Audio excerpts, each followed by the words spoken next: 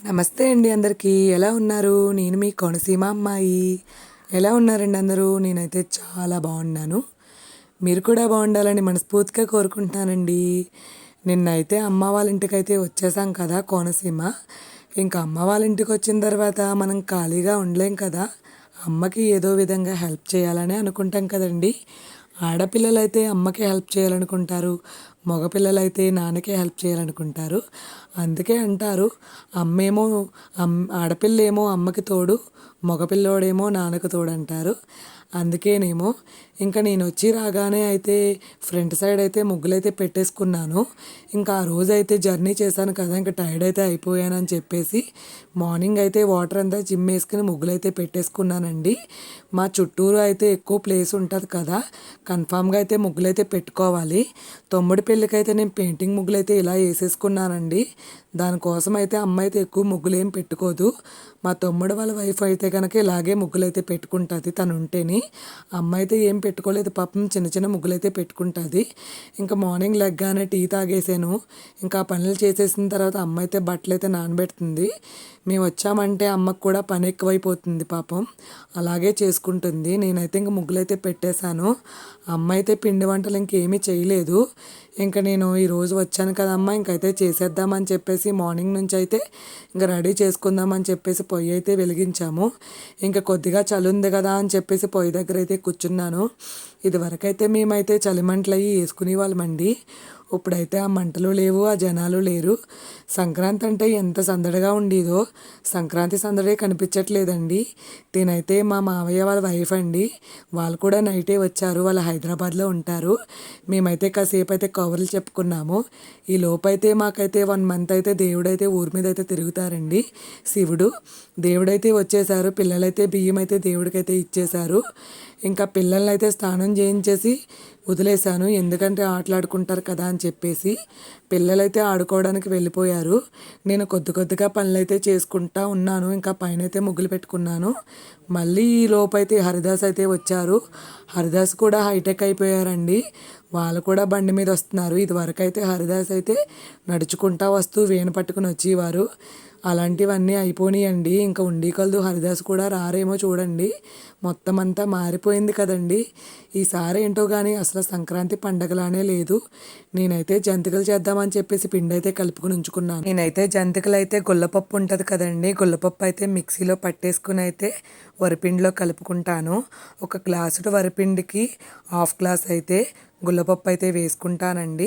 అలాగే 4 గ్లాసులు వరిపిండి వేసుకున్నాను. 2 గ్లాసులు అయితే గుల్లపప్పు వేసుకున్నాను. చాలా బాగా వస్తాయండి. మీరు కూడా ఒకసారి అయితే ట్రై చేయండి. నేను కలిపిన వీడియో అయితే ఇంకేం తీయలేదండి. ఎందుకంటే అప్పటికే 10 అయిపోయింది. ఇంకా ఫాస్ట్గా అయితే పనులు అయితే చేసుకోవాలి. నాకైతే చాలా పని ఉందండి. ఓ పక్కన జంతికలు వేయటం, ఓ పక్కన వంట చేసుకోవడం. మా అమ్మ అయితే వంట అయితే చేసేస్తుంది. అది కూడా కొద్ది కొద్దిగా నేను చూసుకోవడం. అమ్మ అయితే బట్టలు ఉతకడానికైతే కాలువ దగ్గరికి వెళ్ళిపోయింది. అమ్మకి వాషింగ్ మిషన్ ఉన్నా కానీ వాషింగ్ మిషన్లో బట్టలు అయితే ఉతకదు. అందుకేనండి పల్లెటూరు వాళ్ళు ఎక్కువగా హెల్త్ విషయంలో జాగ్రత్త తీసుకుంటారని ఎందుకంటారంటే మనమైతే వాషింగ్ మిషన్లో పాడేస్తాము. వాళ్ళైతే కాలువ దగ్గరికి వెళ్ళి నీట్గా అయితే బట్టలు అయితే ఉతుక్కుంటారు. మనకి అందుకే హెల్త్ ప్రాబ్లమ్స్ ఎక్కువ వస్తున్నాయి. వాళ్ళే బాగుంటున్నారండి పల్లెటూరు వాళ్ళు ఎంచక్కని. కాలువ దగ్గర కూడా బట్టలు ఉతికితే భలే ఉంటుందండి. నేనైతే జంతికలు అయితే వేయటం అయితే మొదలుపెట్టేశాను. మీరు కూడా జంతికలు వేసుకుంటే కనుక గుల్లపప్పుతో వేసుకుంటే చాలా బాగా వస్తుంది. అమ్మ అయితే వచ్చేసింది. వచ్చేసిన తర్వాత అయితే మళ్ళీ నేను అప్పడాలు చేద్దామని చెప్పేసి పిండి అయితే అప్పడాలంటే చాలామందికి తెలియదు కదండి. చెక్కలని కూడా అంటారు. మా సైడ్ అయితే అప్పడాలంటానండి నేను. మా సైడ్ అప్పడాలనే పిలుస్తాము. ఇవైతే కొంచెము శనగపప్పు వేసి నానబెట్టేశానండి. వరిపిండేనమాట ఇదంతాని. ఎందుకంటే తడి బియ్యంతో ఆడిందనమాట. తడి బియ్యం అంటే తడి బియ్యం కాదండి. ఎండలో పెట్టేస్తాం కదా బియ్యం కడిగేసి ఆడించిన బియ్యం అనమాట. అవైతే బాగా వస్తాయి. దీంట్లో అయితే జీలకర్ర, అల్లం, వెల్లుల్లి, అల్లమేనండి వెల్లుల్లి కాదు. అల్లము, పచ్చిమిర్చి, జీలకర్ర అవన్నీ కుమ్మేసి అయితే వేసుకున్నాను. అలాగే శనగపప్పు వేసుకున్నాను. ఇవి ఎందుకు చేశానంటే మా హస్బెండ్కి చాలా ఇష్టం అండి. అందుకోసము పిల్లలకి, అక్కకి అందరికీ పంపాలి కదా అని చెప్పేసి ఇంక ఎంత కష్టమైనా సరే చేసుకున్నాను అనమాట. ఇదిగోనండి జంతికలు వండేసాను, చెక్కలు వండేసాను, అలాగే సున్నుండలు కూడా అమ్మ అయితే చేసేసింది.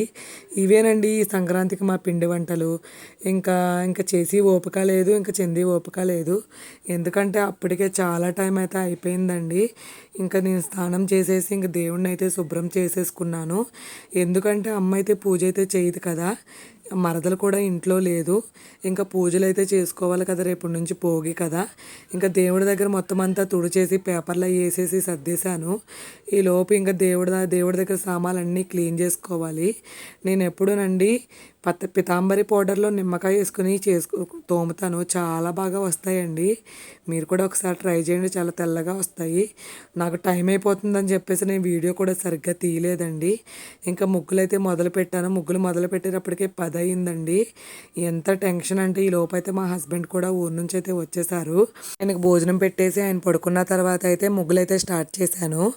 ఈ లోపు అయితేనండి భోగి మంట వేయటానికి మా ఊరు కుర్రోళ్ళందరూ దొంగతనానికి అయితే బయలుదేరారండి. దొంగలైతే పట్టుకొస్తున్నారు, పోగేస్తారనమాట ఇలాగా. ఇదివరకు అయితే సంక్రాంతి అంటే చాలా భయపడిపోయేవాళ్ళమండి. జోళ్ళు కూడా బయట పెట్టేవాళ్ళం కాదు, జోళ్ళు కూడా పట్టుకెళ్ళిపోయి అక్కడ ఇక్కడ పాడేసేవారు. చాలా బాగుండేదండి. ఇప్పుడు హాయ్ ఫ్రెండ్స్ చెప్పు. హాయ్ ఫ్రెండ్స్, ఎలా ఉన్నారు అందరూ? బాగున్నారా? చెప్పు.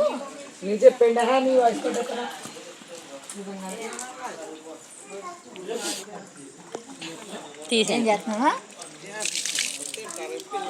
హాయ్ ఫ్రెండ్స్, మీ కోనసీమ అమ్మాయి కింద దేగుతూ మరి ముగ్గులేస్తుంది.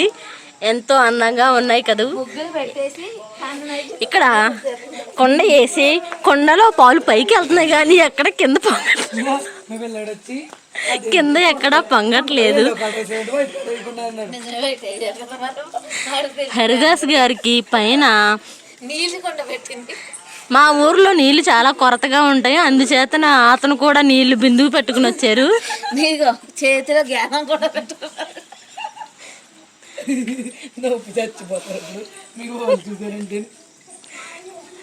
విన్నారు కదండి వాళ్ళ మాటలు. ఇంకా రోజు నైట్ 1 వరకు ఇంకా కొట్టుకుంటానే ఉన్నాము.